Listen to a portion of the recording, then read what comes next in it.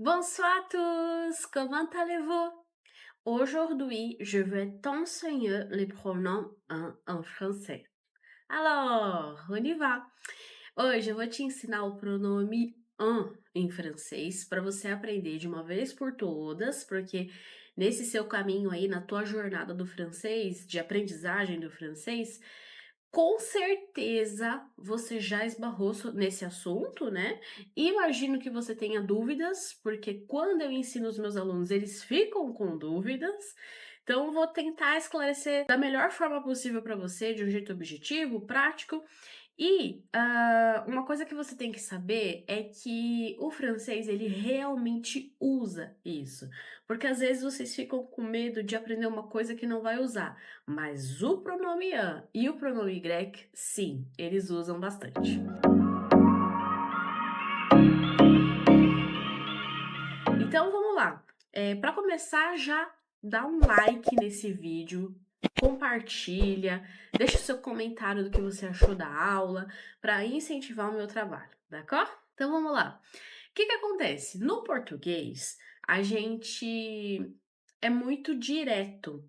Apesar das pessoas falarem que o português é uma língua difícil e tudo mais, em relação ao francês, a gente é mais direto, mais objetivo.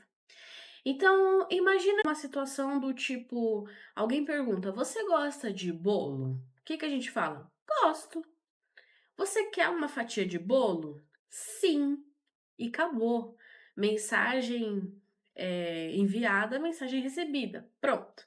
Só que em francês, na língua francesa, pede-se o pronome "un" toda vez que for responder a uma pergunta já feita. Geralmente, tem situações específicas, às vezes a gente usa o "un" ou a gente usa o "y".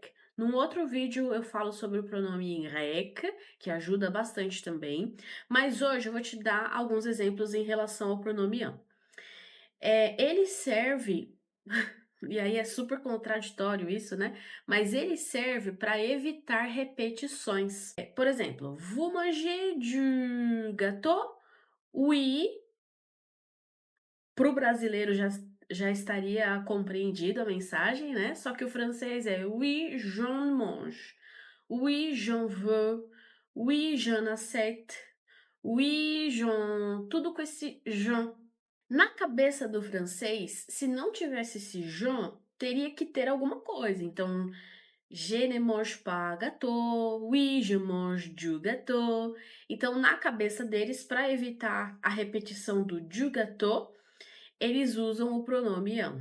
Geralmente, a gente usa com partitivos, du, de la, de. Por exemplo: "Vous mangez de la salade?" Por essa frase, "Vous mangez de la salade", ter o de lá, a resposta pede o pronome "un", então: "Oui, j'en mange." "Tu as du lait?" "Oui, j'en ai." "Vous buvez du vin?" "Oui, j'en bois." Por mais que não faça nenhum sentido na nossa cabeça, a língua francesa pede esse pronome, então a gente meio que tem que se adaptar aí a essa utilização. Você pode até no começo estranhar e tudo mais, mas você vai reparar que nos filmes, nas séries, nas músicas, eles usam. Então não é uma coisa que a gente vai aprender e não usar, a gente realmente vai usar. E aí você tem que fazer um exercício com o teu professor ou com quem você pratica francês, de sempre cobrar, a pessoa te cobrar a resposta. É o que eu faço com os meus alunos em aula. Então eu pergunto: "Il y a de blá blá blá blá blá?" Aí eles: "Oui." Eles só falam isso, né, porque são brasileiros. Então eu falo: nesse caso você tem que falar: "Oui, un a trois, un a deux, un a quatre", né, e dar o número e falar que tem, né, usando o pronome "un". Então você vai usar o pronome "un" quando tiver du, de la, de, geralmente é antes do verbo. E ele também aparece, a gente utiliza esse "un" também com as construções com "de". Então: "Vous parlez de votre travail?" "Oui, j'en parle souvent." "Vous rêvez de votre famille?" "Oui, j'en rêve." Vous faites de la danse? Oui, j'en fais. J'en fais. Uma vez eu ensinei isso para o meu professor de inglês, e ele falou assim: "Gente, mas não faz nenhum sentido ter isso", porque o inglês também não tem, né. E eu falei: "Eu sei, mas a língua francesa é assim, né, então é o que eu tenho para dizer para vocês. Temos que aceitar que esse pronome en existe, que a gente tem que usar, né, e é isso, c'est comme ça".